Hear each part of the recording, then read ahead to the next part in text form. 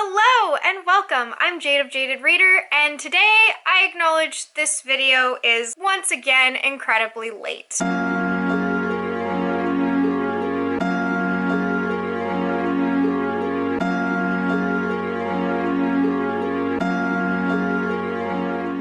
So I've actually never done the mid-year freakout tag before, but when I put a poll up saying that I would be doing my seasonal goal list, which is my quarterly goals, if anyone would also be interested in seeing this tag done, the overwhelming answer was yes. And when I looked at these questions, I realized that there's actually not a lot of overlap, so I think I will do this tag in the future. It seems to be incredibly popular, and I have a lot of fun watching people's answers. I figured I would join in, even if I was joining in late. So you're probably super familiar with these questions, but I'm going to go through them anyway, and then I will give my answers. First is the best book so far of 2020. Okay, I can never just have a straightforward answer. Currently, the book I have finished that I enjoyed the most was The Final Empire by Brandon Sanderson. However, I have to point out that I am 50% of the way through Rage of Dragons by Evan Winter. I would honestly be surprised if this book did not surpass Final Empire for me personally. It has just about every trope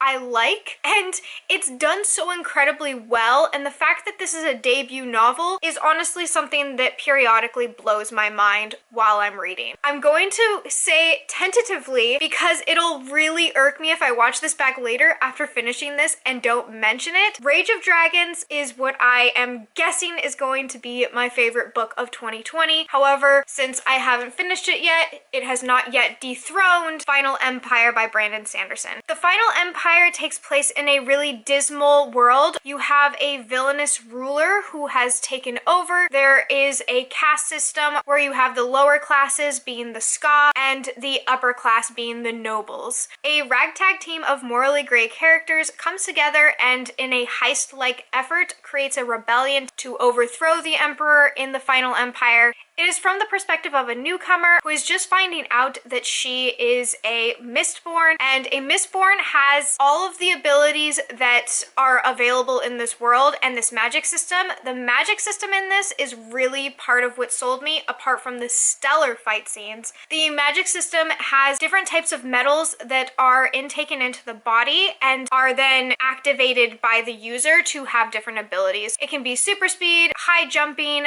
super strength, an ability to control the emotions in a room, sky's the limit, and a Mistborn has all those limitless abilities unlocked. This book just completely blew me away, and I really cannot wait to read the next one. Myself, along with several others, were part of a read-along that no longer exists, but you can still watch our live show on Kaz's channel, which I will have linked up above. The live show is still active last time I checked. We are hoping to bring that readathon back and get back on track with some of Brandon Sanderson's works in the Cosmoverse, so I'll also link a Twitter down below that is active and waiting to be reignited. The next question is the best sequel so far of 2020. Okay, so this answer was surprisingly easy, but not for any of the right reasons. I haven't read any sequels except for one in 2020. The sequel I did read and was highly anticipating, and that is Children of Virtue and Vengeance by Tomi Adeyemi. I love Tomi Adeyemi. I loved Children of Blood and Bone. Children of Virtue and Vengeance was not everything I was looking for, but I did go into it out of pure excitement and anticipation without rereading the first book, and I think I would have benefited from that. It also gets a lot of side-by-side comparisons to Avatar: The Last Airbender. Zaylee, our main character, who is a part of the Reaper clan, there is a beautiful caste system in here going over different elements and different powers, and when that magic is ripped from the earth and they no longer have powers, Zaylee is trying to bring her magic back. The ways that this is like Avatar: The Last Airbender is a lot of the character dynamics and character archetypes can be similar to Avatar: The Last Airbender, but I made the mistake my first read through in making one of these characters Zuko, and he's no Zuko. And I think that that really threw me off when I was going forward because I had different characters in my head and I was placing it upon these. I'm going to be rereading this with a more open mind and hoping that I give it a higher rating, and I will be rereading both of them in anticipation for the third book that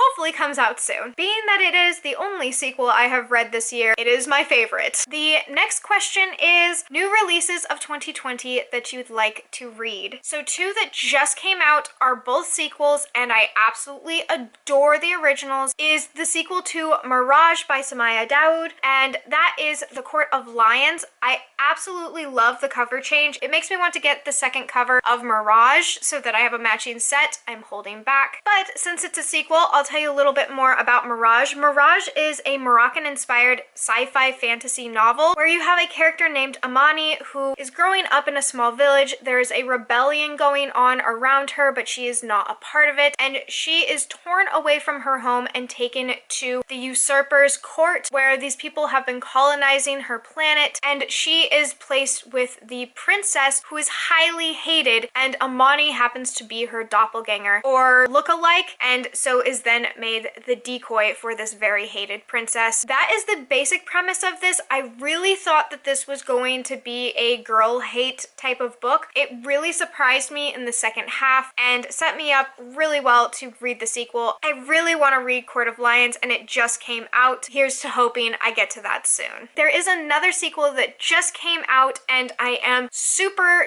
excited to read, and that is the sequel to Beast Player by Nohoko Uehashi. You either love it or you hate it. If you love a super chill, laid-back story about a girl trying to find her way, it has magical beasts and a lot of magical connections with those beasts, you will like Beast Player. If you need something fast-paced, plot-driven, and doesn't take a chance to breathe, that's not this book. I don't know what to tell you. The sequel, I actually didn't know was going to be coming out. I did not know there was a sequel. This was a surprise for me.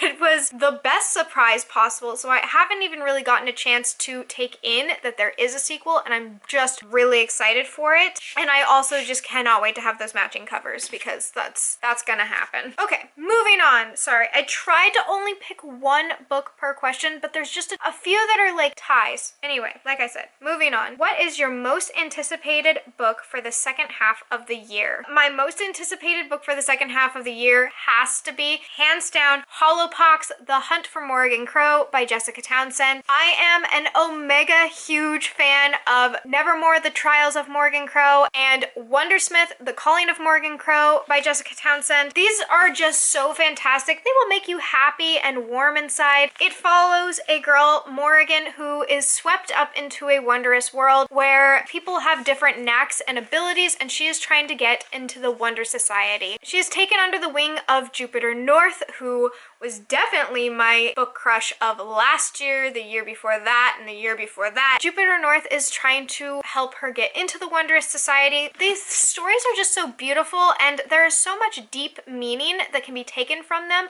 while also keeping it light and playful. They are pure magic. They are magic incarnate, and I cannot wait for Hollowpox. It was supposed to come out sooner, but now we are looking at an October 27th release. October 27th is my best friend's birthday. I'm really looking forward to getting my most anticipated book, my favorite series, on his day, and I think that's really perfect and special, so I'm not too disappointed, and it also fit the question for this prompt because it's in the second half of the year. If you watched my most recent reads, you will know the answer most likely to this question, as I have brought it up a couple different times, but prepare yourself for the biggest disappointment of 2020 for me. It was definitely, on size alone, Priory of the Orange Tree by Samantha Shannon. I ended up giving this a 2 out of 5 stars. I went into a lot of detail in my recent reads that I will go ahead and pop up there for you to take a gander at. It was just, for the size of this and the anticipation buildup, I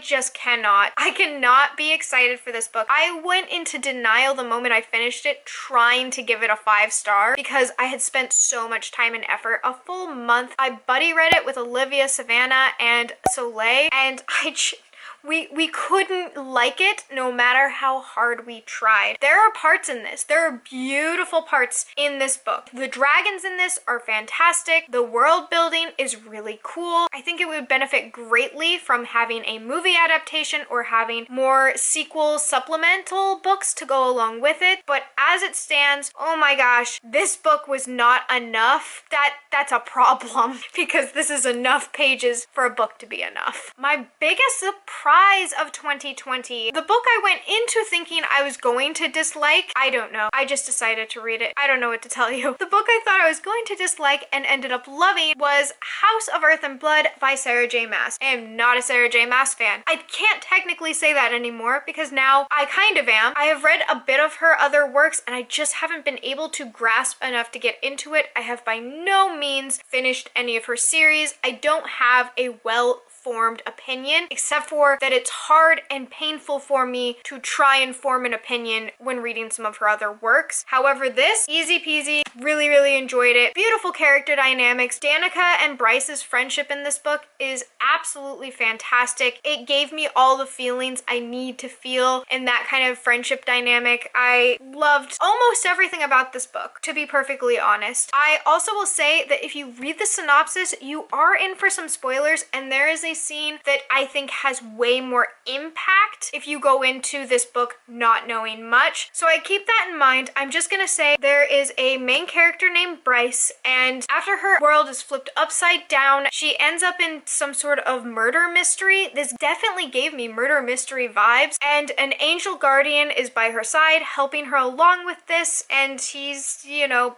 he's a hot angel. I don't really know what to say about this book besides the fact that it was a good time. I also have a vlog up above where I go into more of my thoughts in depth. It's literally just all about Crescent City, or House of Earth and Blood. You can go check that out if you'd like more thoughtful thoughts. Favorite new author of 2020. So I had read and loved The Poet X by Elizabeth Acevedo. Absolutely adored. This was one of the first books to ever make me cry. I'm not a book crier, and I was sobbing at several parts of this book. It ripped me at my core. I actually felt renewed coming out of this book, and I didn't quite even know what to do. Going into that, obviously, Elizabeth Acevedo had my heart right away. It was my only work I'd read of hers, and there wasn't really much else to go off of. So I just would say I liked The Poet X, or loved The Poet X, obsessively felt strong feelings towards The Poet X. But it felt odd to claim Elizabeth Acevedo as one of my favorite authors since I had only read one of her works. That has been changed as of 2020.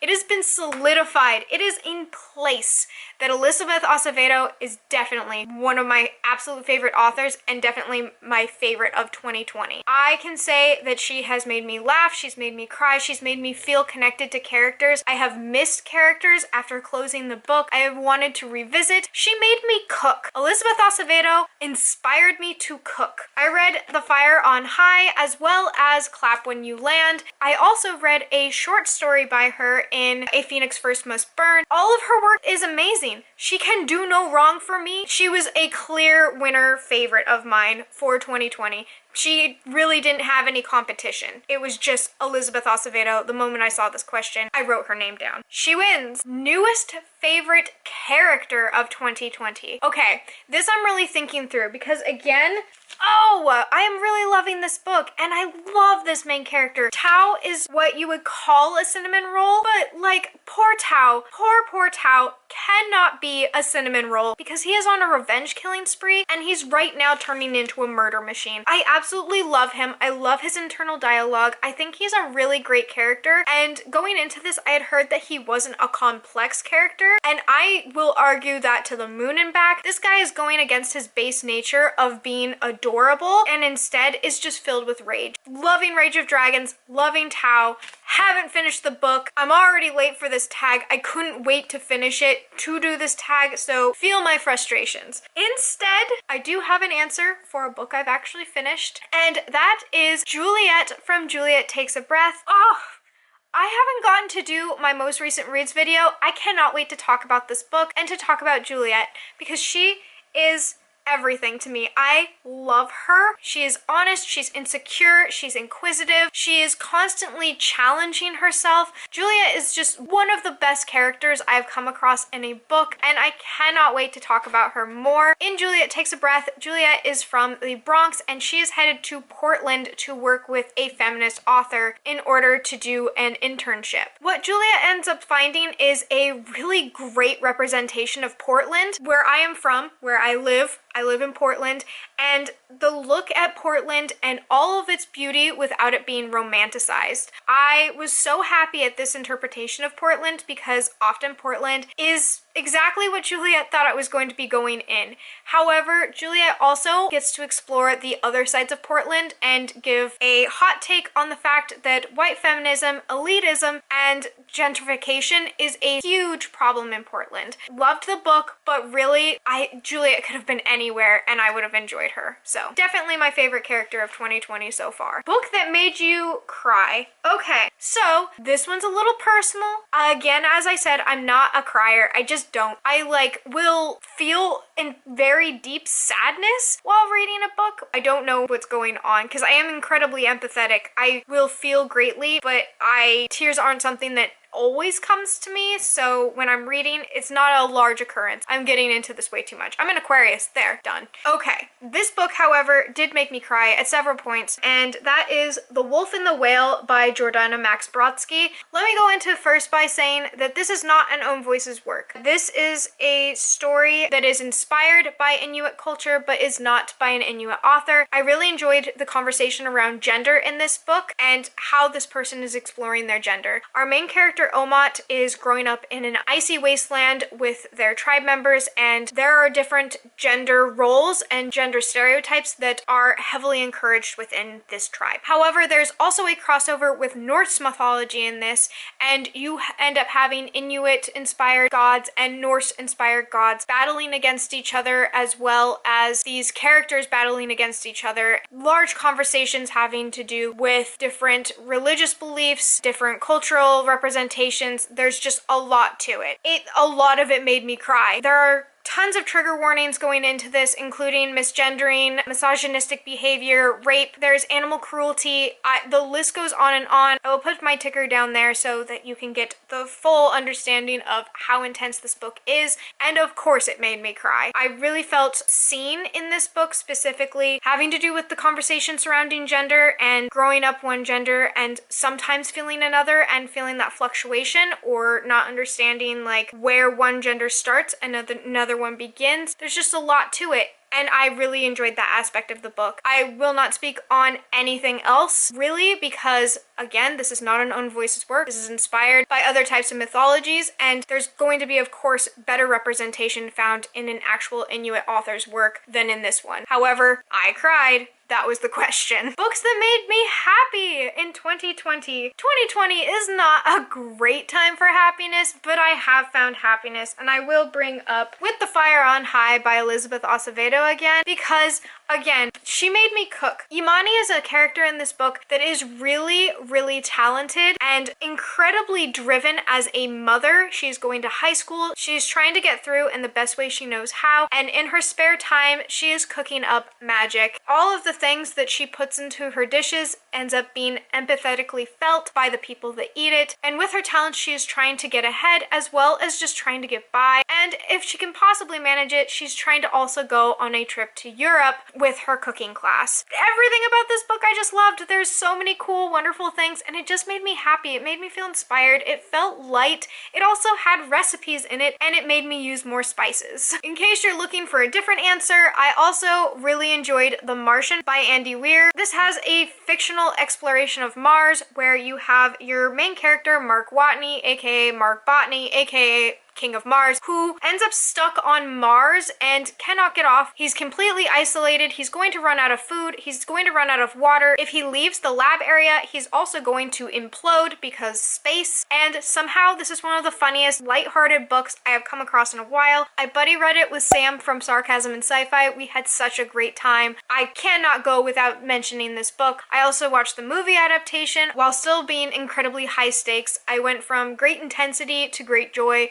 very quickly. Yeah, good stuff. The most beautiful book I bought in 2020 was definitely Daughters of Enrique by Renny Keomayo. I mean, are we kidding right now? Look at this. This is definitely probably one of the most gorgeous books I own. I love looking at it.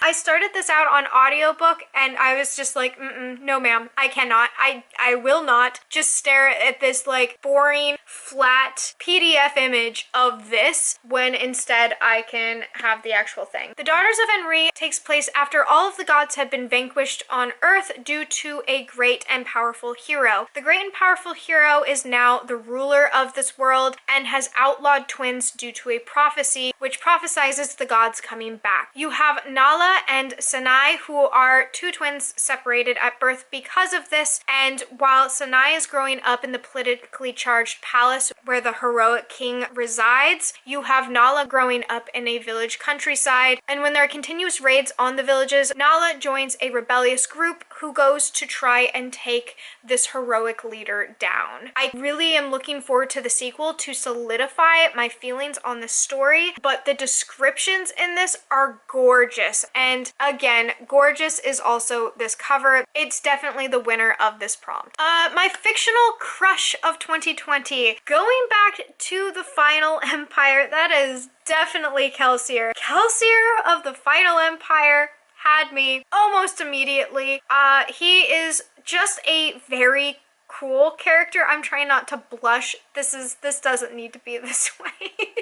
So Kelsier is a very driven character, as well as being incredibly charismatic. He is a lot of a father figure or older brother character to our main character Vin, and he is also a Mistborn, so he has all of those powers unlocked and he knows how to use them. I also found him incredibly complex. He could have just been overpowered and that's it, but I was constantly distrusting Kelsier as I went along. No matter how much I loved him, I was also like, yeah, are you okay? I really felt a lot while feeling things for Kelsier. I immediately hooked onto him as my book boyfriend, which quickly turned into book husband, and then quickly I imploded for reasons I cannot say. So yeah, can't talk about it very much, but Kelsier was by far my 2020 crush. And then we have our last question, which is, what books do you need to read by the end of 2020? Wow, what a loaded question. I am gonna first just say all the books on my owned TBR, not just because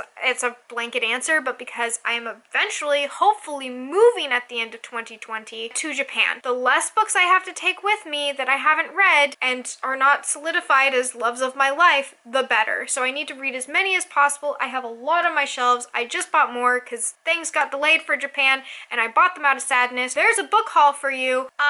Yeah. Some ones that I've narrowed it down to because I know that you shouldn't have to watch an entire book haul to figure out this answer. I've narrowed ones down that I very much so want to get to. The first on my list is The Girl in the Tower by Catherine Arden. The first book being Baron the Nightingale by Catherine Arden. This was my favorite book of 2019. Gosh, I miss 2019. And I have yet to read its sequel, so I would love to read this by the end of 2020. I think that would be great. It would be awesome. I would like to do that.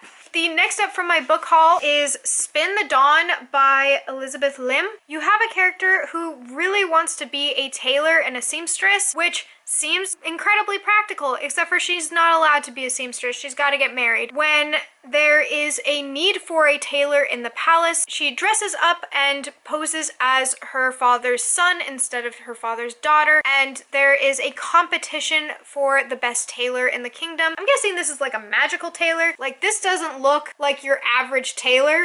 So I'm guessing there's a lot of magic in this. It also has one of my favorite tropes, which is one gender dressed as another gender trying to gender disguise themselves. I like the dynamic and how it usually turns out. I like the different conversations surrounding it. This book also looks gorgeous, so I'm just gonna, this is one of them for sure. Two little books that I really feel like I should be able to get to, and also, if I'm being honest, I have to pass on to Soleil from Little Reader's Corner because she asked for these books from Katie's Book Nook. I have Every Heart a Doorway by Seanan McGuire and Down Among the Sticks and Bones by Seanan McGuire. I've been told to read these in order. I shall do so. I definitely want to get to this one. What a pretty cover and what a super small book. I feel like I can do it. I also have heard that the forests in this are really cool, which I believe based off of that cover, and I would like to do a forest recommendation video coming up soon, so if I could get this read, that would be really useful. Finally, I tried to read this book in 24 hours. I don't know who I think I am. It was never gonna happen. Point being, I tried very hard to read this book in 24 hours because Madison from Princess of Paperback sent me Bear Town by Frederick Bachman. I was getting ready to start DraconAthon the next day. I tried so hard. I got about 45 pages into this book and had to put it down to start my TBR, and it was one of the hardest things I have ever come across. I think this is going to be a very good book. I thank you, Madison, so much for it, and I cannot wait to read it as soon as I am done with DraconAthon. I really have to get to this one by the end of 2020 because it's been on my mind while I've been reading these other books, and that is just a good sign. Oh, okay, that's it. I am done. That was the mid-year freakout tag. I don't know how long it was. I feel like I've been sitting here for a while. I'm sorry it was late. I hope you enjoyed, and if not, I hope you're at least enjoying the sun or more stars wherever you are, and until next time, bye! This is a little tricky because, well, it doesn't have to be tricky. I'm just overthinking everything. All right, who we got? Oh God, how do I explain this book at all? Kelsier. So, good looking dude, in my head, okay.